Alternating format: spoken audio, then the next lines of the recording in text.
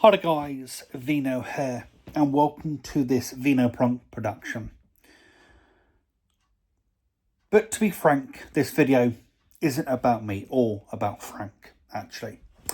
It's about somebody that's part of the YouTube, part of the gaming, the retro gaming community that unfortunately has lost their battle with something has touched all of us in some way, and that's cancer. Billy Chaser of the Game Chasers unfortunately passed away in the last few days. Some of you on my channel may not know who Billy Chaser is. I know some people do who watch my video knows exactly who Billy Chaser is. The Game Chasers is primarily a duo of Jay and Billy, who go out in America, mainly in Texas where they're from, but they do venture further afield and they look for retro games. But they do it in a very comedic, light-hearted bromance, kind of, where there's definitely a bromance between Jay and Billy. They do it in they fart in each other's faces, they snipe, games from each other. They do it in a very bantery way. But it's all very, very slickly produced, which of course is helped by the fact that Billy Chaser is a qualified, trained, educated video editor. I believe he does have a degree in it or some kind of qualification in video editing. Billy Chaser has helped a number of YouTubers that I've watched over the years, from Woodhawker beat-em-ups to Metal Jesus Rocks. He's also shared his own thoughts on the matter. Billy would often help people irrespective of whether they could pay or not. There are times where Woodhawker would be sofa surfing or couch surfing, if you prefer an American term, and Billy would edit for Wood for free. For, down the road, get me a beer, or down the road, buy me a meal or something. For now, don't worry. He'd also do it as a living as well. Outside of Game Chasers, outside of doing what they did, he also would edit as a living, as a freelance editor.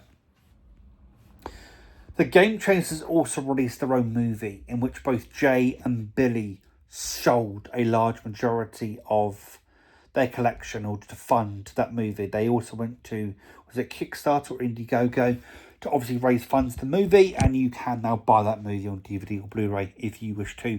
Plus, I also think you can buy it digitally in places like YouTube and wherever you can buy digital media. I haven't personally bought the film. There's a high chance that obviously I'm now going to buy it, given recent events. But to me, the Game Chasers wasn't just Billy and Jay. They had other guests on the show, from Dodongo to Marv. They had many people on the show as well that were part of the whole family of people. They've had Alpha Omega Sin on there in the past. They've had Woodhawker on there in the past. They've had, I think Phoenix Resale may have been on there at one point back in the early days of Phoenix Resale, Metal Jesus Rocks, you name it. They've had so many guests over the years who are also big YouTubers in their own mind. But I think for me personally, the Game Chasers was a channel that I went to when I was feeling down. I would live vicariously through them with their ability to go and buy games across Texas and across America, to seek out. And they also did it at times where they did it before it was cool. The retro gaming community has ballooned in the last few years, but they were doing it before it was even cool to do it.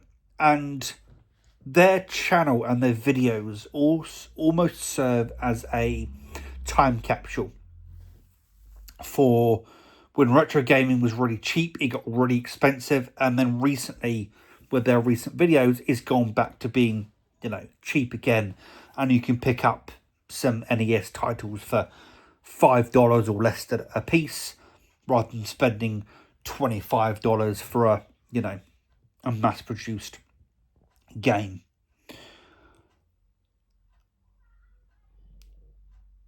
I have watched Billy's streams. Obviously, I've watched every Game Chaser video. I binged them at one point. And it's always the nice people. It's always the giants, both figuratively and physically, because he was a very tall fella.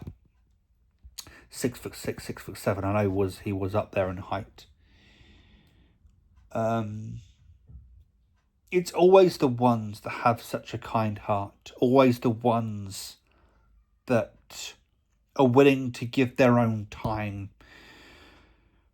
People that are selfless enough to put someone else first over and above themselves. And Billy has done that so many occasions. Even when he literally just had a tumour removed from his brain, he did a video saying, by the way, I'm currently in the ER. Here's an update.